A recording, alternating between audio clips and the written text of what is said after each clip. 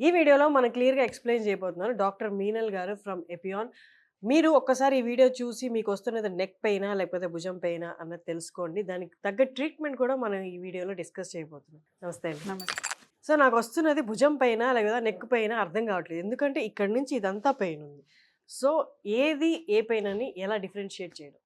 First is patient వస్తే పేషెంట్‌లో మాట్లాడితే history ప్రకారం ఐడెంటిఫై అవుతుంది. హ్మ్. నెక్ నుంచి స్టార్ట్ అవుతుందా? భుజంలో స్టార్ట్ అవుతుందా? రాత్రి ఎక్కువ అవుతుంది. తర్వాత చేయిలో మంట, తిమ్మిరి ఉందా? లేదా? దాని ప్రకారం కొంచెం డిఫరెన్షియేట్ చేస్తాము. హ్మ్. తర్వాత కొన్ని క్లినికల్ టెస్ట్ ఉంది.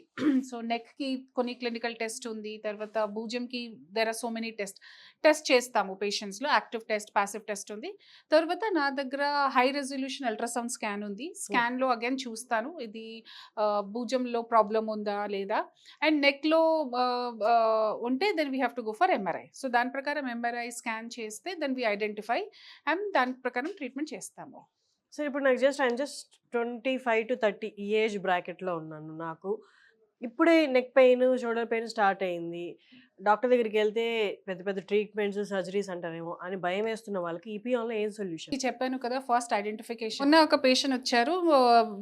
ఇది వెయిట్ లిఫ్టింగ్ చేసినప్పుడు టైంలో కొంచెం భుజంలో ప్రాబ్లమ్ స్టార్ట్ అయింది. హ్మ్. సో, భుజం లిఫ్టింగ్‌లో ఇబ్బంది అయింది. హ్మ్. సో, పేషెంట్స్‌కి ఏమవుతుంది? భయం అవుతుంది. సో, భయంలో he went to a hospital and then చెప్పారు కి ఇప్పుడు జిమ్మింగ్‌లో నాకు ఇది అయింది. నాకు చేయిలో కొంచెం వీక్‌నెస్ కూడా తెలుస్తుంది. సో, వాట్ దే సెడ్ వెంటనే ఎంఆర్ఐ చేయాలి. వెంటనే ఎంఆర్ఐ చేస్తే స్పైన్‌లో చిన్న డిస్క్ ఉంది. హ్మ్. మీకు ఎమర్జెన్సీగా డిస్క్ తప్పకుండా డిస్క్ సర్జరీ చెయ్యాలి. ఇది హ్మ్. చెప్తే పేషెంట్‌కి ఏమవుతుంది చెప్పండి? ఎంత ఏజ్? మేబీ 32, 33. హ్మ్. సో, ఆల్రెడీ పేషెంట్‌కి నేను టెన్నిస్ ఎల్బోకి ట్రీట్మెంట్ చేశాను. సో, హ్మ్. వెంటనే he came back to me and చాలా ఫియర్‌గా హీ వాస్ లైక్ మేడం మీరు చెప్పండి. సరే సార్ మీకు ప్రాబ్లమ్ ఎక్కడ? నాకు ఇది భుజం లిఫ్టింగ్‌లో ఇబ్బంది అవుతుంది. ఇదే ప్రాబ్లమ్ కదా? వేరే హ్మ్. ప్రాబ్లమ్ లేదు కదా? లేదు సార్. నెక్ ప్రాబ్లమ్ ఉంది. లేదు మేడం హ్మ్. నెక్ ప్రాబ్లమ్ లేదు. ఏ సర్జరీ చెప్పారు? నెక్ సర్జరీ చెప్పారు. హ్మ్. సో, యూ అండర్‌స్టాండ్ ఇది 32 ఇయర్స్ పేషెంట్‌కి జస్ట్ ఒక సింపుల్ భుజం ప్రాబ్లమ్ ఉంటే నెక్ సర్జరీ చెప్తే కష్టం కదా! హ్మ్.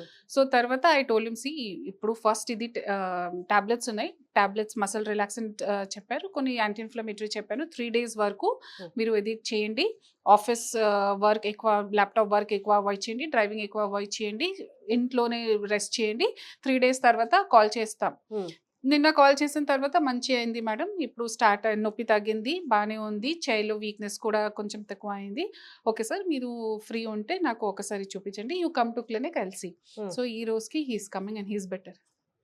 వావ్! సో, ఇదే నైస్. కన్‌ఫ్యూజన్‌లో చాలామంది పేషెంట్స్‌కి అన్నెసెసరీ వేరే వేరే ట్రీట్మెంట్స్‌కి భయం అవుతుంది. హ్మ్. హ్మ్. ఇది భయంలో దే కీప్ ఆన్ సఫరింగ్ కదా!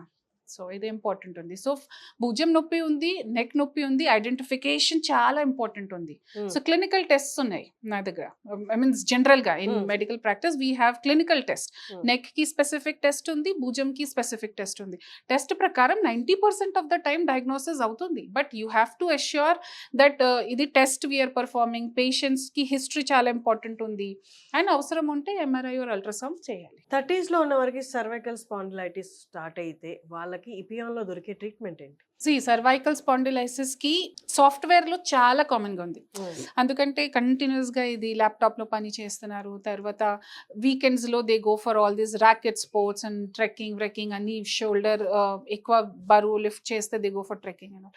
సో, సాఫ్ట్‌వేర్‌లో చాలా మంది పేషెంట్స్‌కి సర్వైకల్ స్పాండిలైసిస్ ఉంది. హ్మ్. సర్వైకల్ స్పాండిలైసిస్‌కి చాలా ట్రీట్మెంట్ ఉంది. మీన్స్ ప్రోటోకాల్ ప్రకారం టాబ్లెట్స్ ఉన్నాయి, ఎక్సర్‌సైజెస్ ఉన్నాయి, తర్వాత ఇంజెక్షన్స్ ఉన్నాయి. హ్మ్. కొన్ని పేషెంట్స్‌కి రెడ్ ఫ్లాగ్స్ ఉంటే సర్జరీకి వెళ్ళాలి. సో, రెడ్ ఫ్లాగ్స్ ఏంటి? చేయిలో వీక్‌నెస్, ఇంకా కాల్లో వీక్‌నెస్, యూరిన్ మోషన్ కంట్రోల్ లేకపోతే హ్మ్. తప్పకుండా సర్జరీకి వెళ్ళాలి. ఇది ఈ కండిషన్స్‌కి రెడ్ ఫ్లాగ్స్ అంటాము. హ్మ్. ఈ లేకపోతే ఇంజెక్షన్స్ ఉన్నాయి. ఏ hmm. Injection? Radio frequency ablation ఉంది, నర్వ్ రూట్ ఇంజెక్షన్స్ ఉంది, ట్రిగ్గర్ పాయింట్ ఇంజెక్షన్స్ ఉంది, పీఆర్‌పీ ఉంది. సో, చాలా టైప్ ఆఫ్ ఇంజెక్షన్స్ ట్రీట్మెంట్ ఉంది. Hmm. Which are giving more than 80-90% success rate. Okay. Okay. So, ఇది ఈపియాన్‌లో ఇది ట్రీట్మెంట్ ఉంది. హోలిస్టిక్ వేలో హ్మ్. లైఫ్ స్టైల్ మోడిఫికేషన్స్ చేస్తాము. డయట్ రిస్ట్రిక్షన్స్ చెప్తాను. తర్వాత ఎక్సర్‌సైజెస్ ఇంపార్టెంట్ ఉంది. తర్వాత పని చేసినప్పుడు ల్యాప్‌టాప్ ఏ పొజిషన్‌లో ఉండాలి, పని చేసినప్పుడు ఏమేం ప్రికాషన్స్ ఫాలో చేయాలి, చైర్ చేంజెస్ చేయాలి, ఇంట్లో పని చేసినప్పుడు ఏమేం చేంజెస్ చేయాలి అన్నీ చెప్తాను.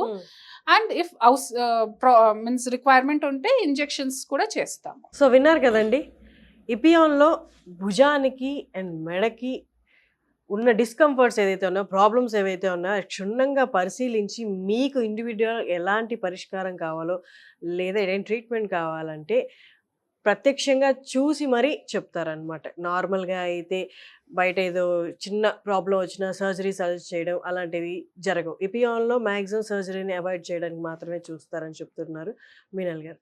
Thank you so much.